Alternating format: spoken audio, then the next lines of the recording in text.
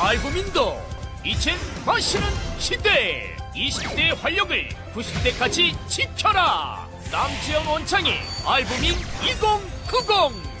알부민 복합물 무려 25,500mg 제가 직접 원선에 배합했습니다. 매일 지치고 힘드십니까? 피곤에 쩔어 지내십니까? 그럴 땐 단연코 단 하나, 바로 알부민.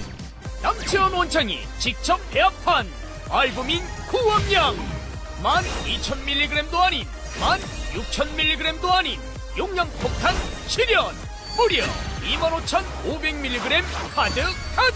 엄선된 알부민은 물론 특허 조성물질 2종까지 제가 심혈을 기울여 직접 배합했습니다. 기존보다 용량도 50% 이상 확 늘린 고용량.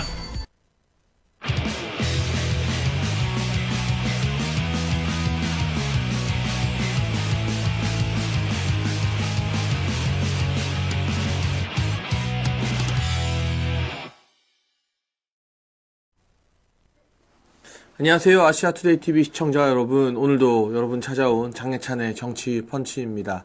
매주 월화수목 평일 오후 2시로 옮겨서 여러분은 매일 만나고 있는 정치 펀치인데요. 지난 주말 사이에도 참 많은 일들이 있었고요. 특히나 너무나 많은 분들이 추운 날씨에도 불구하고 광화문으로, 그리고 여러분 계신 도시에서 탄핵을 반대하는 집회에 모여서 목소리를 높여주신 것들, 그동안은 광화문 집회를 외면하던 언론도 지난 주말 집회를 기점으로는 조금씩 아직은 부족하지만 정말 많은 국민들이 광화문에 모여서 윤석열 대통령에 대한 탄핵을 반대하고 이재명과 민주당의 폭거에 맞서 싸우고자 하는 것들을 언론 기사로 방송으로도 보도를 하기 시작한 것 같습니다.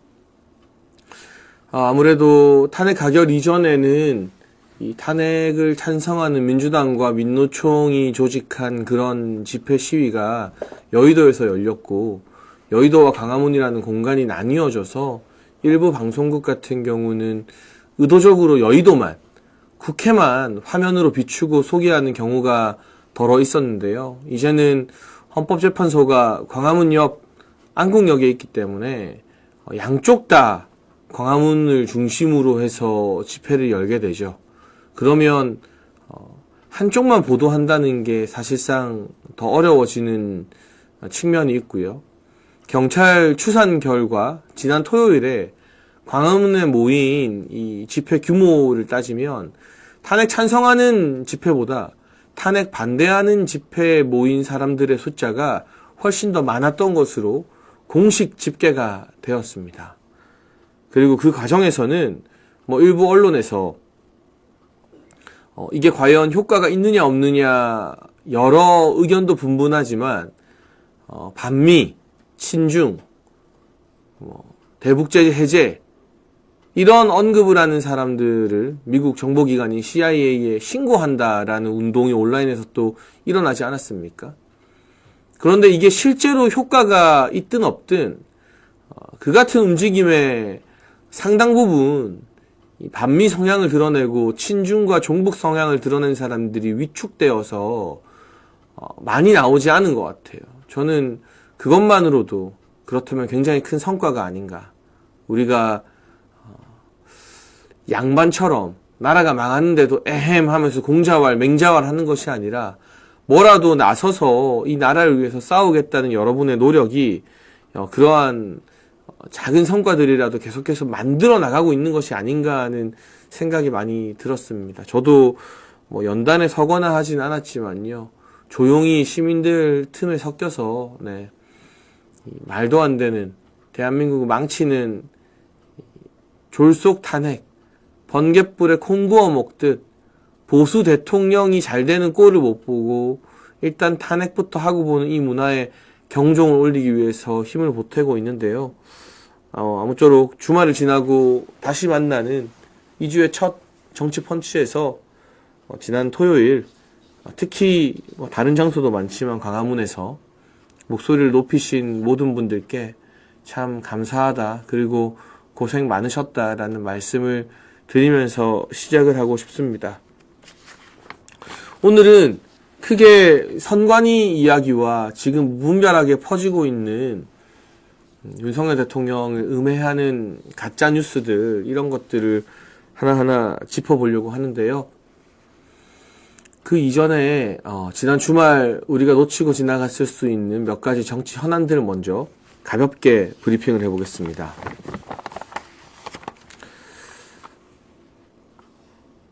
우선 여러분, 민주당 국회의원 중에 박선원이라는 이름을 기억하실지 모르겠습니다. 이번 계엄과 탄핵 국면에서 민주당 내부에서 가장 활발하게 활동하는 사람 중 한 명인데요. 이 박선원은 국정원 출신의 국회의원이라고 합니다. 저 개인적으로는 민주당의 김병주 의원이 군 사성 장군 출신이고요. 또 동작에서 이번에도 당선된 김병기 의원도 국정원 출신이에요. 거기에 이어 이제 박선원도 국정원 출신인데, 네, 저 사람입니다. 지금 사진이 나오고 있고요. 얼굴을 보면 나 저 사람 이번에 봤다 하시는 분들이 많을 거예요. 왜냐하면 가장 선봉에서 군 관계자들의 자극적인 진술, 제보를 받아내서 무분별하게 가짜뉴스를 만들고, 네, 악의적 프레임을 양산하는 사람이기 때문에 여러분이 아마 얼굴이 익숙하실 겁니다. 다시 본론으로 돌아가서 김병주나 김병기나 또는 박선원이나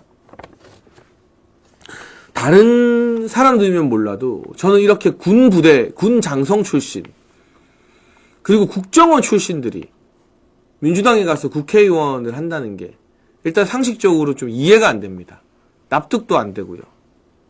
군에 있었으면, 그리고 국정원에 있었으면 민주당이 얼마나 나라를 심각하게 망치고 안보를 위협하는지, 우리 국민들의 생명과 안전을 도외시하고 한미동맹이 아니라 중국에게 눈치 보고 러시아와 손잡고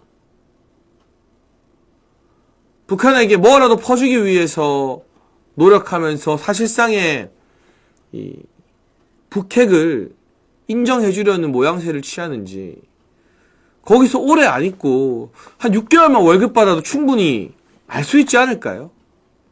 그런데 어떻게 군과 국정원을 거쳐간 사람들이 민주당에서 앞잡이가 될 수 있느냐. 이건 기본적으로 직업 윤리의 문제고 양심의 문제다라는 생각이 좀 강하게 듭니다. 그리고 돌아와서 이 박선원이요, 이번에 민주당의 민낯을 제대로 보여줬습니다. 민주당의 부끄러운 쌩얼굴, 쌩얼을요. 여러분 기억하시죠? 지난주 국회에 김어준이 나왔던 거. 근데 김어준이 국회에 나와서 뭐라고 했습니까? 자기가 우리나라 우방국가 누군가로부터 제보를 받았는데 한동훈에 대한 사살조가 있었다. 그런데 묻지 마라. 아무 근거는 못 밝힌다고 그냥 자기 할 말만 하고 가버렸어요. 또 뉴스공장 하러.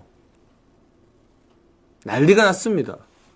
김어준의 음모론, 김어준의 가짜뉴스에 혹세무민한 전력이 한두 번이 아님에도 불구하고 여러 언론이 앞다투어 김어준이 제기한 한동훈 사살조 의혹을 그대로 보도했습니다.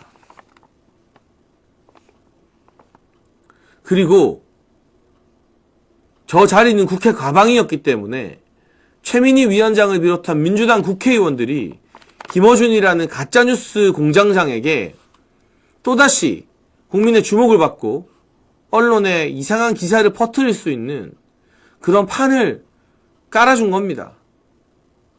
김어준은 장이 서면 찾아오는 장돌뱅이처럼 이번에도 빠지지 않고 근거 없는 음모론을 퍼뜨렸습니다. 그러자 민주당에서 어떤 일이 있었는지 아십니까? 김어준이 말한 저 우방국이 미국이다. 미국 대사관에서 한동훈 사살조에 대한 정보를 김어준에게 준 것 같다는 이야기를 무려 그냥 극좌 유튜버들만이 아니라 무려 국회의원들이, 세금 받는 국회의원들이 그런 카더라 이야기를 퍼뜨리고 다녔어요. 여러분 상식적으로 미국 대사관 관계자가 제정신인 이상 김어준을 접촉해서 사실도 아니지만 사실에 해당한다면 나라를 뒤흔들 수 있는 A급 기밀을 제보하고 알려주겠습니까? 여러분의 상식으로는 그게 일말의 가능성이라도 있는 이야기입니까? 그걸 듣겠다고 신성한 국회에 김어준을 불러들여서 카메라 앞에서 아무 말이나 발언하고 근거가 없으니 다른 국회의원들은 김어준한테 질문도 못하게 하고, 이게 지금 대한민국 국회가 탄핵 국면에서 또다시 박근혜 전 대통령 때처럼 가짜뉴스와 음모론을 설파하는 바로 그런 모습 아닙니까, 이게. 더 한심한 건요, 민주당에서 자체 보고서를 은밀하게 만들었습니다. 김어준의 저 발언의 진위 여부를 가리기 위해서. 민주당 내부 보고서에서는 김어준의 말은 허무맹랑하고 황당하다, 허구일 가능성이 높다. 민주당 스스로도 김어준의 저 한동훈 사살조 운운한 가짜뉴스가 여권을, 국민의힘을 분열시키기 위한 가짜뉴스라고 분석을 한 겁니다. 그리고 그 비공개 보고서를 누가 작성했느냐? 바로 지금 국면에서 제일 신나서 활동하고 있는 방금 나온 박선원, 그 박선원 의원실에서 작성한 보고서입니다. 그러니까 전방에 나와서 막 온갖 가짜뉴스 설파하고 내가 이 제보 받았다, 저 제보 받았다, 본인의 국정원 인맥으로, 국정원 내부에도 좌파들이 많아요. 문재인 정부 때 잘 먹고 잘 살고 득세했던 사람들. 그 사람들이 윤석열 정부가 되면서 제자리를 찾아갔고 앙심을 품고 가짜로 제보하고 정보를 교란하고 하는 게 한둘이겠습니까? 그 중에는 국정원 1차장까지 운 좋게 발탁된 홍장원도 포함되어 있는 거고요. 그런 사람들한테 빨대 꼽아가지고 온갖 책임지지 못할 말 퍼뜨리고 다니는 박선원 의원조차 내부 검토한 결과 김어준 말은 황당무계하다, 음모론이다, 허구일 가능성이 높다라고 보고서를 쓴 거예요. 그런데 그 보고서가 공개되기 전에 이재명은 김어준의 음모론에 힘을 실어줬죠. 충분히 그럴만하다. 여러분, 여기서 김어준보다 이재명이 더 나쁜 거예요. 왜냐? 김어준은, 그리고 그런 극자 유튜버들은 가짜뉴스 만드는 게 직업이고요. 맨날 음모론으로 장사해서 돈 벌어먹는 직업적 음모론자들입니다. 누구 말 맞다나. 그런데 공신력 있는 정치권에서 국민 세금으로 정당 보조금이 지급되는 공당에서, 더군다나 민주당은 지금 국회를 장악한 원내 1당이잖아요. 우리나라 입법부를 운영하는. 거기에 정치인들과 과방위원장들과 과방위 국회의원들이 김어준을 불러내 판을 깔아주고 그 허무맹랑한 소리를 듣고도 우리는 그런 거 신뢰하지 않는다고 말하는 게 아니라 그럴 법하다라고 음모론에 기름을 부어주는 이 이재명이나 민주당 과방위 정치인들이 사실은 김어준보다 더 나쁜 인간들인 거예요. 전 세계 어디에나 김어준 같은 직업적 음모론자들, 가짜뉴스 퍼뜨리는 걸로 밥벌이하는 장돌뱅이들은 있습니다. 일본에도 있을 거고요. 미국에도 있죠. 유럽의 여러 선진국에도 있을 겁니다. 근데 차이가 뭔지 아십니까? 적어도 일본의 국회의원들은, 미국의 국회의원들, 유럽의 의원들은 그런 가짜뉴스 장돌뱅이를 국회로 불러서 판을 깔아주지 않고 당 대표이고 대선 주자 된다는 인간들이 그 사람들 말에 힘을 실어주고 국회의원들이 앞다퉈서 그런 음모론 공장장의 방송에 나가서 아양을 떨고 고개를 조아리고 그런 꼴은 보이지 않는다는 거예요. 그래서 세계 어디에나 저런 극자 유튜버들이 있지만, 가짜뉴스 유튜버들이 있지만 그게 그냥 자기들끼리의 세계에서 머물고 마는데 우리나라는 유독 낙곰수 때부터였죠. 박근혜 전 대통령 때 낙곰수 팟캐스트 때부터였습니다. 이들이 민주당 정치인들과 결탁해서 힘을 얻고 국회의원보다 더 파워가 세지고 국회의원들이 그들 방송에 나가서 고개를 조아리고 매번 사기를 쳐요. 여러분, 부정선거 개표 조작도 김어준이 먼저 영화 만들었어요. 더 플랜이라고. 세월호 고의 침몰선. 말이 됩니까? 세월호를 고의로 침몰시켰다는 게. 천안함, 북한의 공격이 아니라 좌초됐다는 좌초설. 그리고 이번에 사살조가 있었다는 이런 끔찍한 가짜뉴스까지. 그냥 철만 되면 나오는 거예요. 네.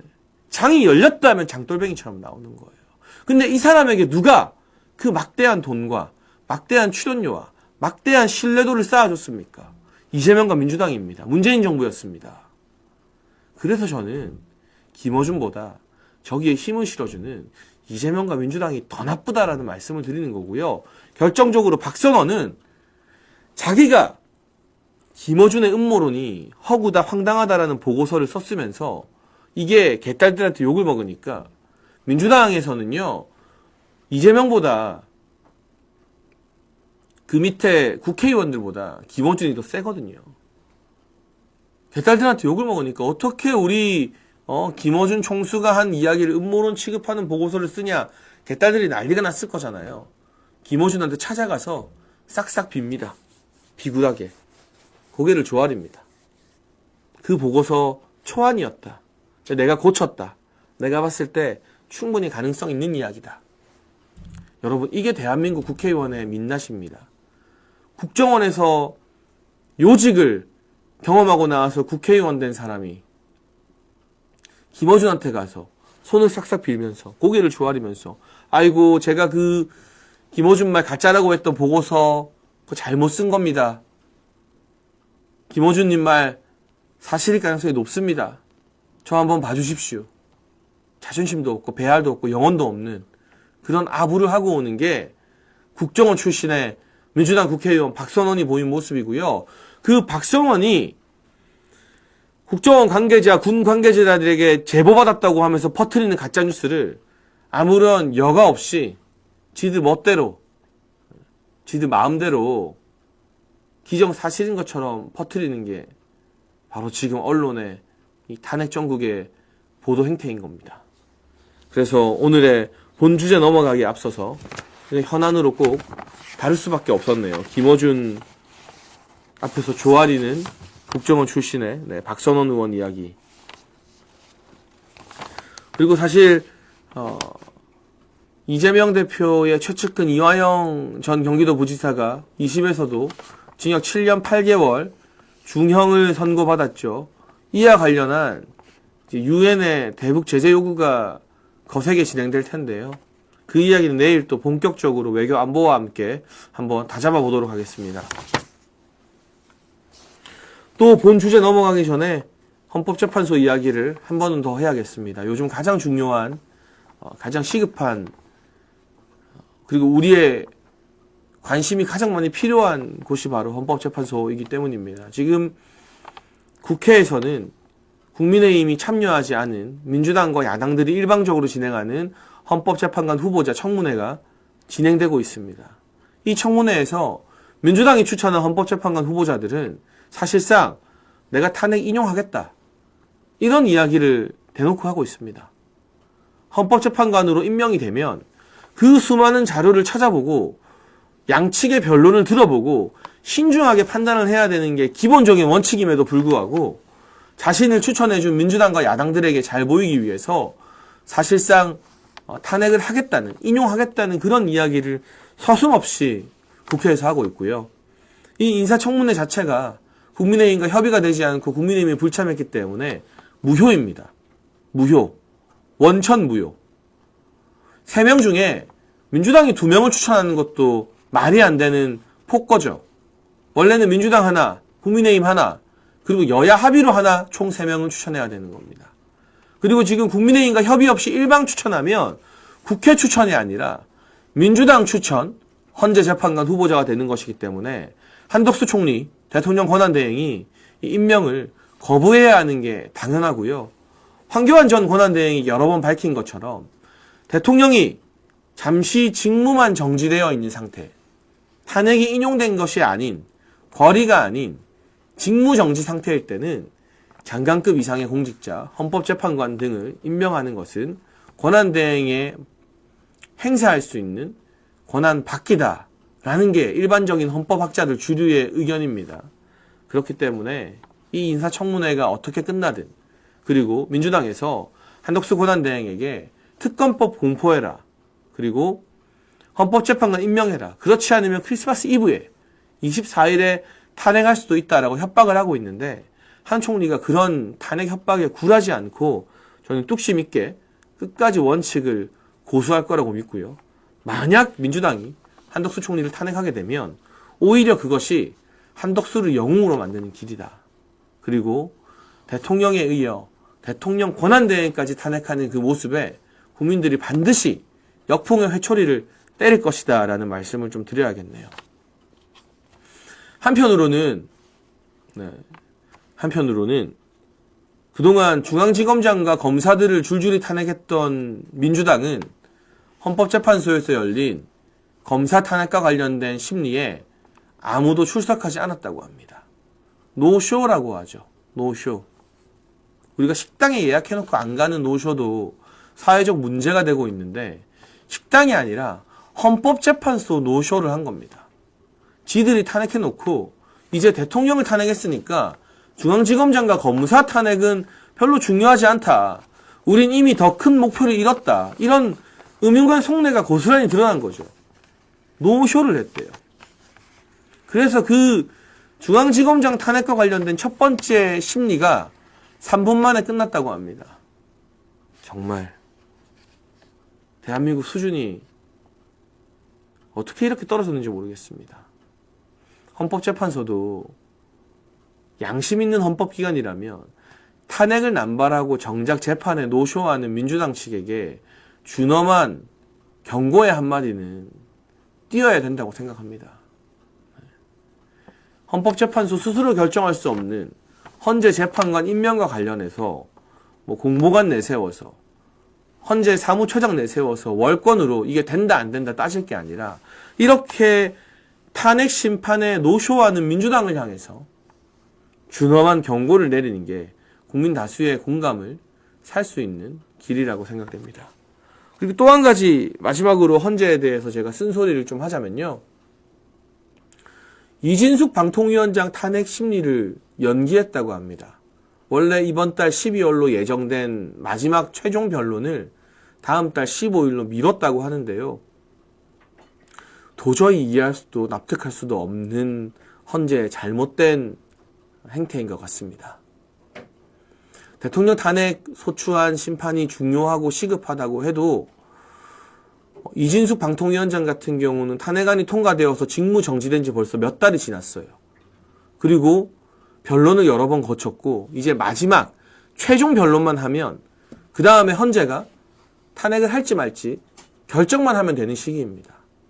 그런데 헌재가 이 시기를 연장함으로 인해서 국민 세금으로 운영되는 방통위원장이 얼마나 더 직무 정지를 이어가게 될지 아무도 장담할 수 없는 안개 속에 빠지게 된 것입니다. 대통령 탄핵에는 최소 3개월 또는 6개월이 걸릴 수도 있습니다. 그러면 그때까지 방통위원장도 계속 직무 정지시키고 중앙지검장과 검사들도 직무 정지시키고 장관들 다 직무 정지시키고 감사원장도 다 직무 정지시킬 겁니까? 이게 말이 되는 일입니까?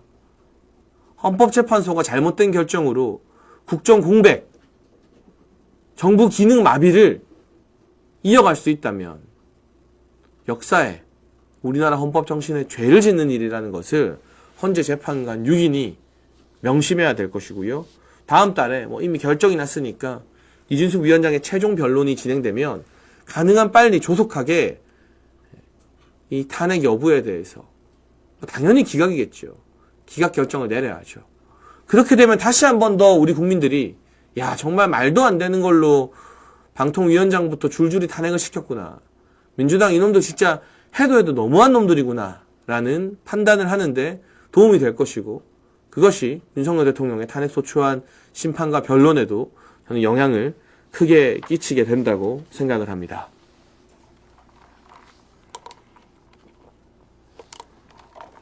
네, 쉼 없이 여러 가지 현안을 짚으면서 달려왔는데요. 아무래도 정치펀치가 주말에는 쉬다 보니까 주말 사이 쌓인 정치권 뉴스들을 소개하다 보니 네, 월요일에는 본 주제 말고도 이런 정치 현안으로 이야기를 많이 길게 하게 되는 것 같습니다. 제가 본격적으로 오늘의 메인 주제, 첫 번째 주제, 선관위의 부적절한 행태에 대해서 지적하기 전에 잠깐 1분만 광고할 테니까요. 여러분들 나가지 마시고 함께 봐주시면 좋겠습니다.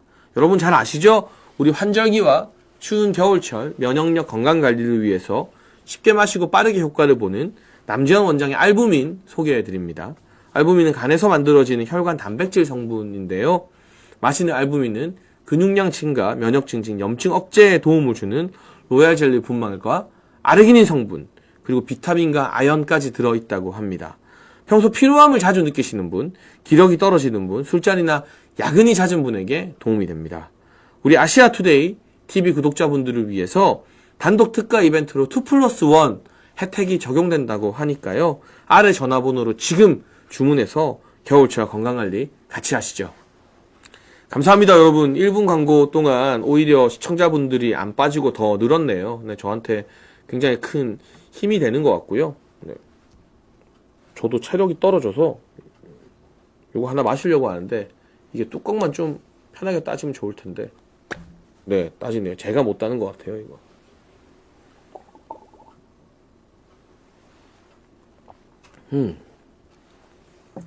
이거 오후에 우리 정치펀치 하면서 한 병 마시고 가면 저녁이 좀 수월한 느낌이 들더라고요.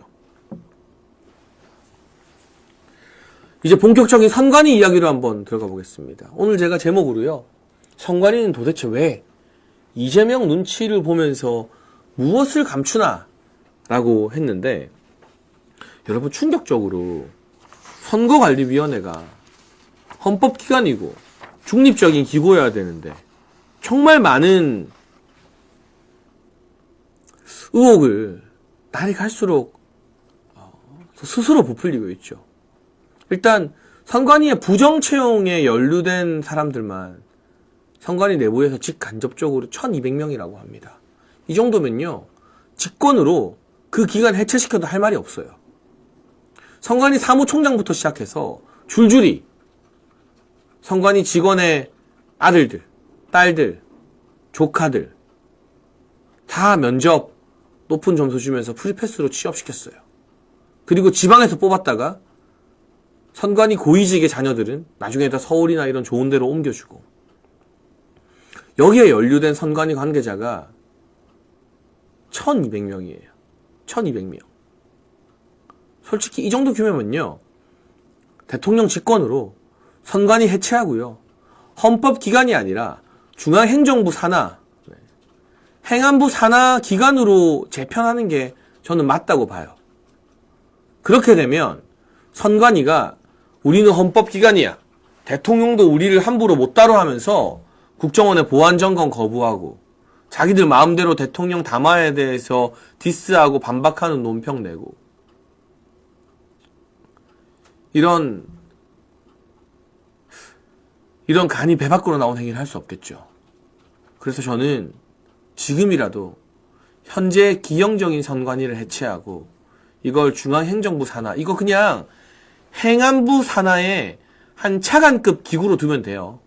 지금은 대법관이 선관위원장을 겸임하고 있기 때문에 선관위에서 문제가 생겨서 예를 들면 선관위가 정말 억지 먼지털이로 정치하는 사람들 많이 괴롭힐 때 선관위 직원을 고소하면 그 고소가 법원에서 받아들여질까요?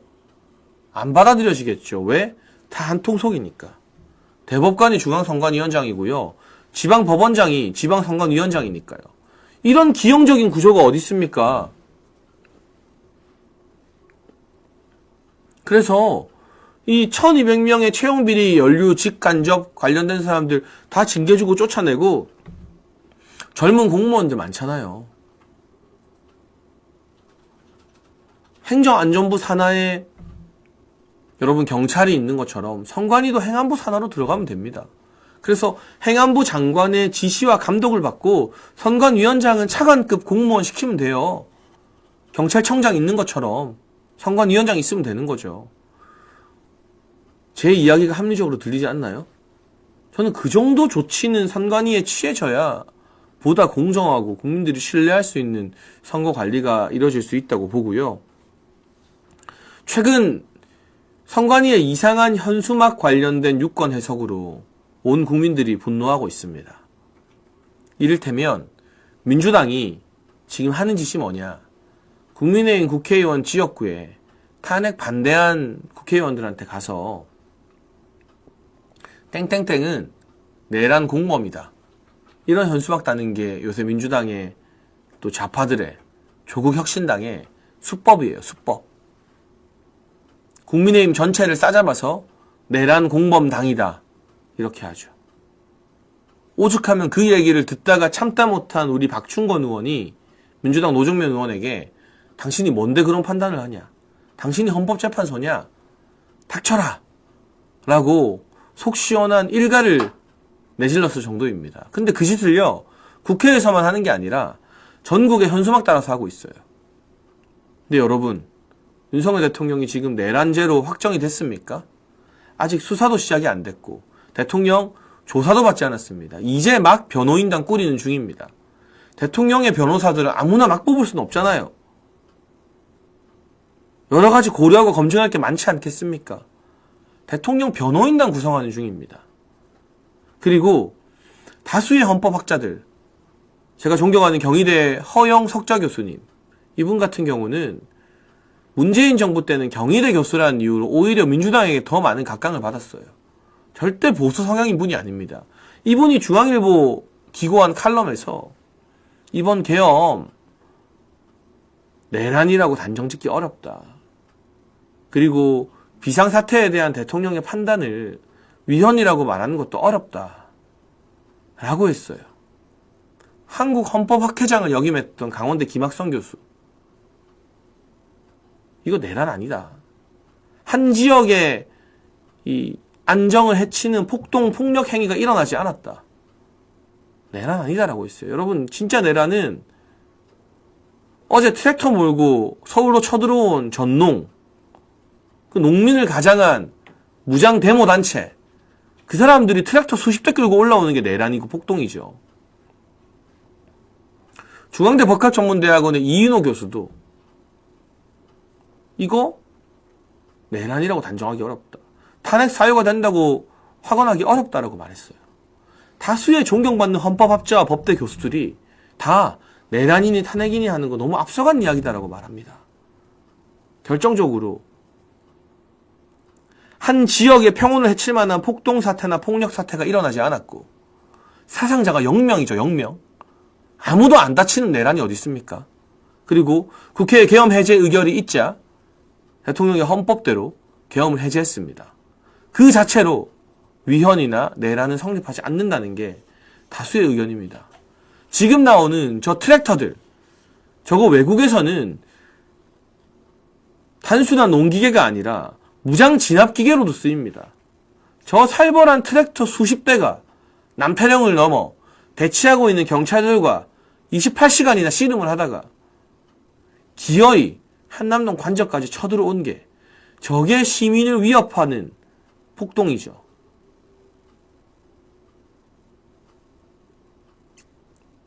그리고 저러면서 뜬금없이 대북 제재 해제, 주한미군 철수 이런 주장을 하는 현수막을 저 트랙터에 달고 오는 거예요. 저 배우가 누구겠습니까? 여러분, 멀쩡한 사람들이 대통령 싫다고 대북 제재 해제를 주장하겠습니까? 대통령 좋고 싫고를 떠나서 주한미군 철수를 이야기하겠습니까? 저 뒤에는 뼛속 깊은 친중 종북 세력이 있는 겁니다.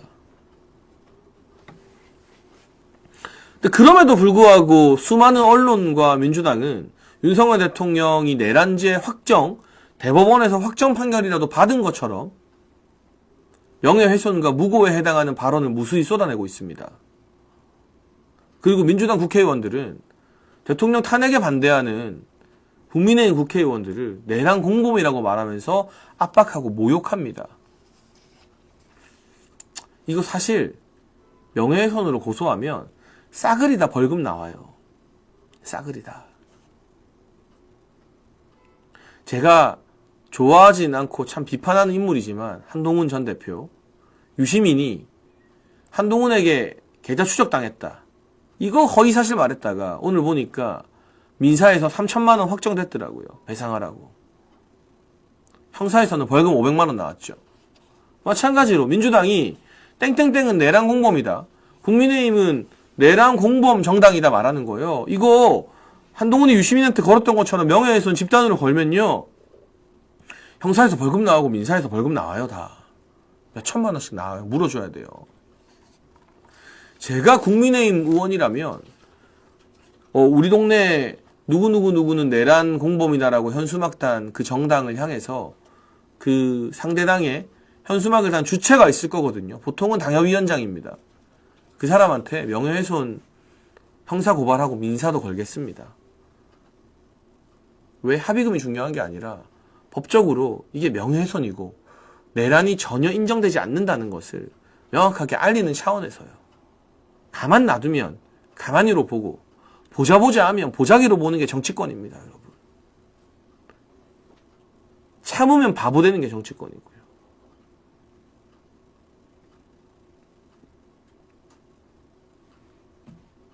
그런데 더 어처구니가 없는 건 선관위가 이 내란 공범이라는 현수막을 허용해줬다는 겁니다. 야, 진짜 황당해가지고. 선관위가요. 보통 우리가 현수막 달기 전에 또는 달고 나서 선관위에게 이거 달아도 되느냐 물어보거든요. 저도 그랬었고. 그 문구나 뭐 들어가는 그림이나 이런 거 사전에 보통 선관위에 컨펌을 받아야 돼요. 확인을 받아야 돼요. 그렇지 않고 좀 바쁘거나 정신없을 때 먼저 현수막을 걸면 선관위에서 문제가 있으면 연락이 옵니다. 이거 현수막에 이런 문구 좀 문제가 될 것 같아 수정해달라. 그러면 그 이의를 수용해 주기도 하고 선관위와 맞서서 이게 뭐가 문제냐 토론을 하기도 하고 그런 일들이 비일비재하죠. 현실 정치에서는. 근데 아무튼 그만큼 선관위가 이 현수막이든 포스터든 뭐가 됐든 심지어는 뭐 단체 문자 메시지가 됐든 이런 것들에 대해서 그냥 깐깐하게 검수를 하고 된다 안 된다 유권 해석을 해주는 기관입니다. 그런데 그 선관위가 지금 가족들의 부정채용과 선거관리 잘못해서 부정선거 의혹을 다방면에서 받고 있는 그 선관위가 이 내란 공범 현수막은 문제가 없다고 했어요. 써도 된다. 이거 너무 심각한 문제예요. 선관위 지들이 뭔데? 너네가 뭔데 내란이라는 아직 기소조차 되지 않은 이 중대한 혐의에 대해서 아무 문제 없는 것처럼 인정하고 인증하는 그런 확인을 해줬는지. 그러면 지금 선관위가 윤석열 대통령 내란죄라고 말하는 것과 뭐가 다릅니까? 중립적이고 공정해야 될 헌법기관이. 이건 역대 선관위가 수많은 불공정한 삽질을 했지만 가장 심각한 수준의 편향적 유권 해석인 것 같습니다. 내란 공범이라는 단어를 선관위가 허락해 준 건요. 그러면서 선관위는 역으로 그래도 이재명은 안 됩니다라는 현수막은 허락을 안 해줬어요. 내란 공범이라는 이 무시무시한 범죄를 인증해주는 현수막은 선관위가 괜찮다, 문제없다, 오케이를 하면서 이재명은 안 됩니다라는 비속어 한마디 없고 정말 국민 대다수가 공감하는 아주 간단한 그 한 문장은 선관위가 현수막으로 달면 안 된다고 했어요. 아니 어떻게 대놓고 이렇게 편파적일 수가 있죠? 보통은 일부 기관들이 편파적으로 굴더라도 좀 눈치는 보는데 어떻게 이렇게 편파적일 수가 있죠? 마토님 슈퍼챗으로 머리에 넣어야 될 논리 팩트가 너무 많아서 일하면서 듣는 중. 예찬 형님 설명 깔끔합니다. 좌파는 좋겠다. 워딩만 세게 해서 선동하면 되니까. 그렇죠. 좌파들은 아무 말이나 하면 그냥 개딸들이 아무 말이나 다 믿어주잖아요. 그런데 우리 우파들은 시청자부터 지지자들부터 깐깐해서 사리에 안 맞는 말 하면 일단 여기서 걸러져요. 이건 말이 안 되는 것 같은데. 그래서 우리가 불리한 싸움을 하지만 그래서 우리가 더 많은 공부를 해야 되는 거죠. 좌파들을 제압하기 위해서는. 다시 돌아가서 내란 공범은 허용하는 선관위가 이재명은 안 됩니다를 허용을 안 해준 거예요. 그 이유가 더 황당합니다. 이유가 더 황당해요. 탄핵이 인용되고 조기 대선, 일찍 대선이 열리게 되면 민주당 대선 후보는 이재명이 아니냐. 그럼 이재명 안 된다는 말이 사전 선거운동이다. 와, 이것들이 도대체 무슨 미래를 내다보는 선지자 예언자들도 아니고 무슨 소설 시나리오를 이렇게 쓰는 겁니까? 여기서 몇 가지 문제가 드러나나요? 아직 재판 시작도 안 한 탄핵이 인용될 것을 선관위가 전제로 하고 있고, 대선이 일찍 열린다는 것을 염두에 두고, 민주당 대선 후보가 그 전에 법적 판결이 어떻게 날지도 모르는 1심에서 이미 징역 1년 공직선거법 유죄가 드러난 이재명일 거라고 보고, 이재명은 안 됩니다를 대선 후보 이재명에 대한 사전 선거운동으로 해석을 한 거예요. 선관위의 속내, 지금 온갖 부정한 짓들을 저지르고 윤석열 대통령에 의해서 그것이 까발려지게 되자 발악을 하고 있는 선관위의 속내가 여기에 다 담겨 있어요. 빨리 탄핵되고 빨리 대선 열리고 빨리 이재명이 민주당 대통령 후보가 돼서 대통령 돼달라. 그래서 선관위 덮어달라. 선관위를 지금처럼 무소불위의 절대 권력 헌법기관으로 남겨달라. 그 심리가 이재명은 안 됩니다라는 현수막을 거부한 데 있어 다 나오는 거예요. 여러분, 내란 공범이 심한 말입니까? 이재명은 안 됩니다가 심한 말입니까? 이재명은 안 됩니다라는 말은 지금 새우깡님 댓글처럼 너무 순하고 오히려 진짜 이 순한 맛이다 못해서 참 헛웃음이 나는 정도의 당연한 상식인데 그걸 안 된다는 거예요. 그 배경에는 벌써 탄핵이 된 것처럼 구는 다음번 대선이 되면 이재명이 후보가 되어서 대통령이 될 거라고 믿고 바라는 좌파들의 심리가 짙게 깔려 있는 겁니다. 그래서 이건 단순히 현수막 문구에 대한 선관위의 편파적 논란으로 끝나는 게 아니라 중립적이고 공정해야 될 헌법기관이 대통령 탄핵과 조기 대선을 부추기고 있다. 라는 점에서 이건 국회에서 긴급하게 행정안전위원회 현안 질의를 열어서 선관위원장과 선관위원들 출석시키고 주dom하게 따지고 문제 제기를 해야 됩니다. 민주당 보세요. 문제가 터지니까 맨날 할 말도 없으면서 국방위 열죠. 그러면 국방위에서 우리나라 장군들, 군 관계자들 불러서 혼내고 거기서 퍼뜨리는 가짜뉴스가 기사나게 하죠. 국민의힘도 제발 좀 행안위 열어서 선관위의 이런 행태에 대해서 긴급 현안 질의 좀 하세요. 이거 왜 이렇게 편파적이냐. 그리고 선관위가 과거부터 편파적이었던 그런 행태들도 좀 따져 묻고요. 그래야 그게 기사가 되고 국민들이 알 거 아닙니까? 제가 이참에 조사를 좀 해봤는데요. 선관위가 현수막으로 장난질하는 거 이번이 처음이 아니었습니다. 이번 건은 그 정도가 너무 심하고 충격적이어서 그렇지 여러분 과거의 선관위가 100년 친일파 청산하자라는 현수막은 오케이를 했습니다. 그게 민주당과 좌파들이 국민의힘을 친일 정당으로 몰아붙이는 현수막이었는데 100년 친일파 청산하자는 오케이 했어요. 근데 뭘 거부했는지 아십니까? 내로남불 위선 이런 단어는 현수막에 못 쓰게 했어요. 이유가 황당합니다. 특정 정당을 연상시킨답니다.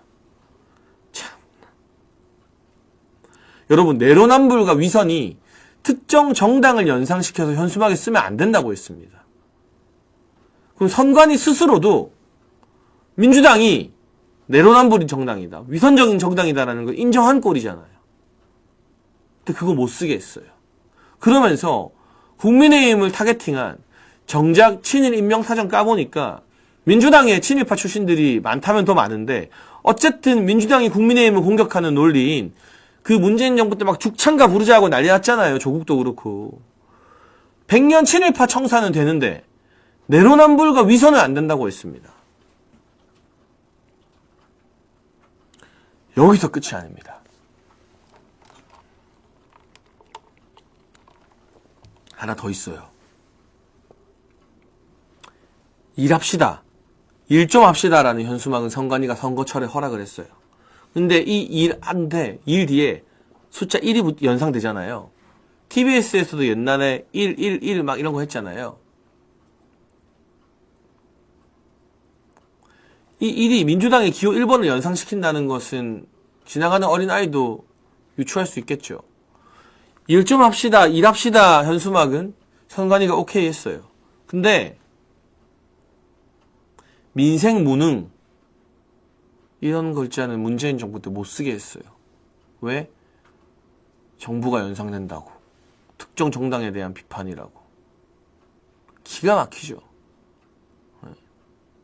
기가 막혀요. 이참에 윤석열 대통령이 자신의 모든 정치 생명을 바쳐서 선관위에 대한 문제 제기를 공론화시켰습니다. 그리고 우리 아시아투데이도 그렇고, 여러분 뭐 지금 댓글 달아주시는 스카이데일리도 그렇고, 조중동이 뒷짐지고 에헴 할 때 이런 언론들이 나서서 선관위의 여러 문제에 대해서 신랄하게 비판하고 지적하고 진상규명을 하고 있습니다. 이참에 아무리 전국이 어려워도 선관위의 수많은 부정적인 행태, 편파 행위, 대놓고 이재명에게 줄 서고 있는 것들, 그리고 가족들의 채용 부정, 또 선거 관리에 있어서 윤석열 대통령이 말씀하신 것처럼 뭐 비밀번호가 1, 2, 3, 4, 5라던가 북한의 해킹에 취약했다던가 하는 부분에 대해서 명확하게 점검하고 이야기할 필요가 있습니다. 이게 극우 유튜버의 주장인가요? 보수 유튜버의 주장인가요? 그렇지 않습니다, 여러분. 이재명도 2017년 1월에 지난 대선은 개표 조작이었다, 부정선거였다고 말하면서 선관위 조사하자고 말했습니다. 김어준도 개표 조작으로 영화까지 만들었습니다. 그러면 이재명과 김어준도 보수 유튜버가 되는 겁니까? 최근에는 민주당에서 국회의원을 여러 번 하고 경남도지사까지 하고 대선 주자로 거론되고 당대표 선거에도 나왔던 김두관 전 의원이 공개적으로 선관위의 전자개표기에 문제가 있다라면서 법원에 소송을 제기해 놓은 상태입니다. 그러면 김두관 의원도 보수 유튜버입니까? 극우 유튜버 영향을 받은 겁니까? 이건 보수와 진보의 문제가 아닙니다. 상식적으로 믿기 힘든 일들이 벌어졌을 때 의혹을 해소하기 위해서 진상규명을 요청할 권리가 국민과 언론과 정치인들에게 있는 것이고, 의혹을 받는 대상은 명명백백하게 한 점 의혹도 없이 진상규명을 하기 위해서 노력해야 됩니다. 그런 점에서 이 소중한 기회를 우리가 살려서 선관위의 정치적 편향성, 편파성을 지적하고 동시에 선거 관리에 있어서 걱정되는 부분들, 믿기 힘든 부분들, 의혹투성이인 부분들을 진상규명하는 그러한 기회로 삼아야 한다. 특히나 이번에 1월 20일에 취임하게 될 미국의 트럼프 대통령도 미국 내 부정선거에 대해서 아주 민감하게 반응하고 공개적인 목소리를 내왔던 정치인이기 때문에 우리나라 정치인들이 뭐 부정선거를 단언하고 단정하라는 것이 아니라 여러 의혹에 대해서 선관위를 조사하고 진상규명을 해야 된다. 그리고 선관위의 정치 편향적 부분에 대해서는 분명하게 따져야 된다고 말할 때 저는 미국이 트럼프 정부가 호응할 거라고 봐요. 본인들이 제일 관심 있는 이슈니까요. 이런 국제 정세까지도 지금 윤석열 대통령의 문제의식에 공감을 하는 지도자가 취임을 하기 때문에 저는 이 기회를 놓치면 안 된다라는 말씀을 꼭 드리고 싶습니다.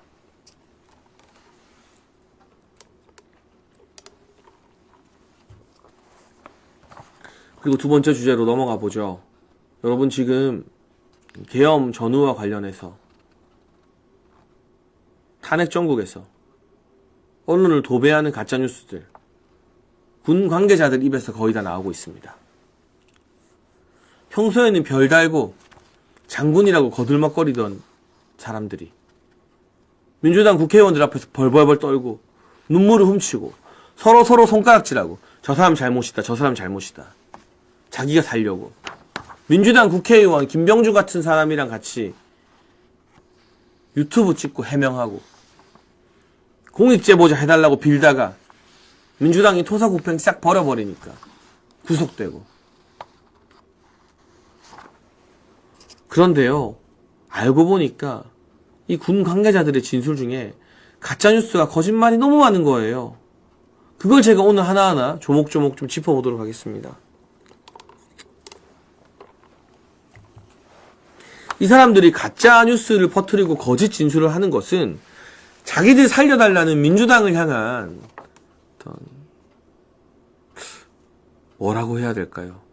민주당을 향한 일종의 미끼 던지기? 구애? 그러나 분명한 건 참 군인답지 않은 모습이죠. 오히려 이 국면에서 가장 군인 정신에 입각한 사람, 책임을 회피하지 않고 남 탓하지 않는 사람은 지금 동부구치소에 수감된 김용현 전 장관이라고 생각됩니다.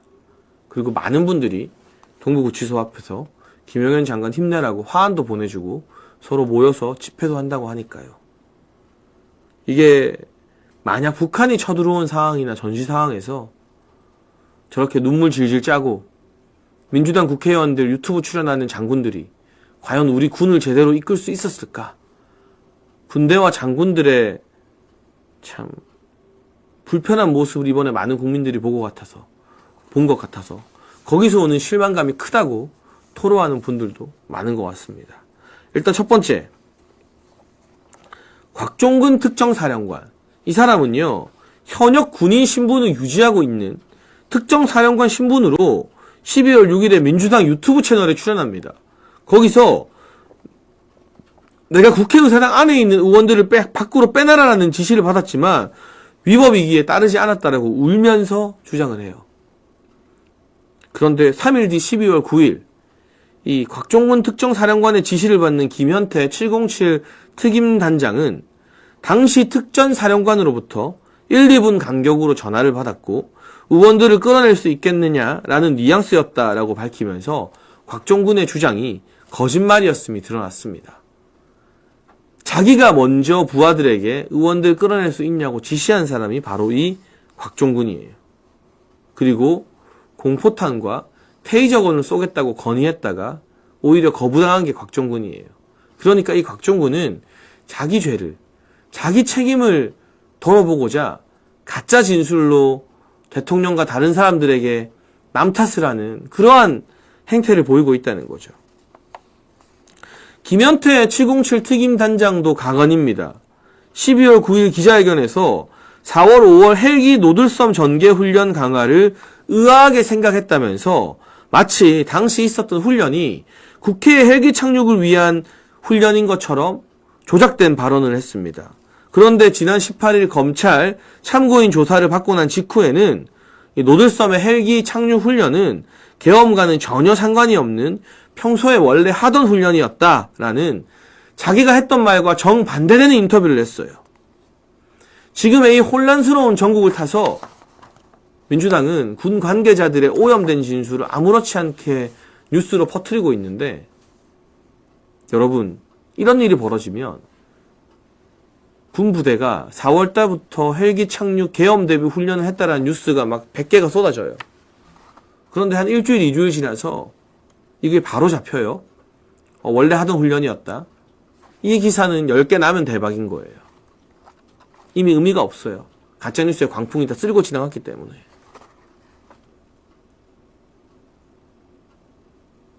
그래서 언론의 오보와 가짜뉴스에 대해서도 우리도 미국처럼 징벌적 손해배상제를 도입해야 되는 거 아닌가 하는 의견들이 많이 나오는 것 같습니다.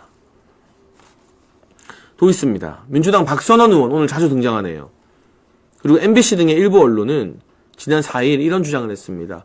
707 특임단 등이 2일부터 출동 대기 명령이 내려졌다. 비상 대기 명령이 떨어졌고 예정된 훈련도 전부 취소됐다. 이게 이 계엄에 대해서 군이 사전에 모의하고 준비했다는 증거로 쓰였던 진술인데, 하지만 이 역시도 김현태 707 특임단장이 검찰 조사받고 나오면서 거짓말인 게 다 밝혀집니다. 전날부터 출동 대기했다는 보도는 사실이 아니고 자신도 정상 퇴근 후에 저녁 모임까지 갖고 있었다라면서 이런 주장과 보도를 또 180도 손바닥 뒤집듯이 뒤집어버려요. 그러니까 지금 이 국면에서 군 관계자와 경찰 관계자들이 자기 살겠다고 민주당과 결탁해서 민주당의 가이드를 받으면서 하는 말들이 결국 실제 조사를 해보면 다 거짓말인 게 드러나고 있는 거예요. 민주당은요, 국회에 출동한 707 부대가 실탄과 공포탄, 테이저건 카트리지 등 약 6,000발의 탄약을 반출했다는 주장 역시 했습니다. 그런데 김현태 단장이 또 이렇게 말합니다. 테이저건 탄은 단 한 발도 가져가지 않았고 뉴스 보도는 자체 사격 측정을 위해 그날 아침에 불출된 탄약 현황이다. 테이저건 가져가지도 않았고 챙기지도 않았고 실탄과 공포탄은 이번 사건과 무감하게 이 707 부대의 자체 사격 측정을 위해서 아침에 가져갔던 것이다. 그걸 마치 계엄군이 들고 투입한 것처럼 가짜뉴스로 자극적으로 거짓말을 하고 있다라는 거죠.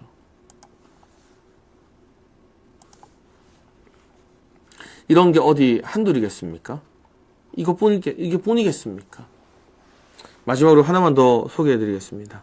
군인권센터 잘 아시죠? 군인권센터와 MBC 등의 언론은 지난 17일 제보받은 내용이라면서 군이 계엄군 투입 인원들을 입막음하기 위해 부대 안에 감금하고 출동 전 유서 작성을 지시했다는 황당무계한 주장을 합니다. 하지만 이 역시 4일 이후 정상 퇴근과 휴가 실시 등 정상적인 부대 운영을 했고 감금 혈서 유서 관련이 일체 없다라는 김현태 단장의 검찰 진술로 모두 가짜인 게 밝혀졌습니다. 하지만 오늘까지도 며칠 지나면 가짜로 밝혀질 음모론들이 민주당 국회의원들의 입을 통해 군 관계자와 경찰 관계자들의 입을 통해 무분별하게 유포되고 있습니다. 그럼 다수의 국민들은 그 가짜뉴스를 믿게 되고 점점 더 부정적인 인식을 품고 여론몰이를 통해서 마녀 사냥으로 탄핵 재판과 내란 재판을 끝내버리겠다는 게 민주당과 좌파들이 지난 박근혜 정부 탄핵 때 했던 것과 똑같은 전법을 지금 쓰고 있는 형국인 거죠. 제가 5가지 예를 들어서 민주당이 퍼뜨린 가짜뉴스 정정해드렸는데요. 저도요, 이 문제에 공부를 하고 찾아보니까 이게 가짜뉴스라는 걸 알게 되는 거지, 앞에 그 5개 가짜뉴스는 제가 언론 보도로 많이 봤거든요. 포털 사이트에 많이 뜨니까. 이게 가짜라는 해명은 기사를 본 기억이 없어요. 원래 그래요. 음모론 마구잡이로 퍼뜨리는 거 신나게 조회수 빨아먹고 기사 100개 나오고 일주일 뒤에 아니라고 정정되면 기사 한 10개 나오면 많이 나온 겁니다. 사람들 관심 없고 이미 가짜뉴스가 사람들의 뇌리에 딱 각인돼 있고. 그래서 여러분, 지금 일방적으로 쏟아지는 윤석열 대통령에게 불리한 군 관계자와 경찰 관계자들의 진술, 민주당 의원들의 주장, 이런 것들은 제가 앞서 밝혀드린 것처럼 사실이 아닌 것으로 드러날 확률이 매우 높다. 우리가 믿음을 가지고 저들의 이 가짜뉴스 음모론 조작질에 논란하지 않아야 된다라는 말씀을 다시 한번 드립니다. 오늘 주말 사이 쌓인 여러 정치 현안과 선관위의 편파적인 행태, 그리고 군 관계자들의 비겁한 거짓말까지 집중해보면서 하나둘 팩트체크를 해봤습니다.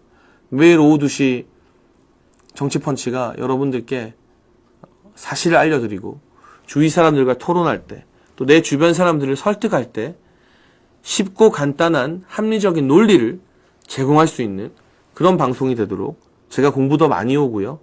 더 쉽게 설명드리고 더 많이 노력하겠습니다. 월화수목 매일 오후 2시 찾아오는 장혜찬의 정치펀치, 내일도 오후 2시에 오니까요. 여러분 잊지 말고 함께 해주시고 보시고 나가시는 길에 좋아요 버튼 꼭 눌러주시면 감사하겠습니다. 오늘 장혜찬의 정치펀치 여기서 마무리하겠습니다. 감사합니다.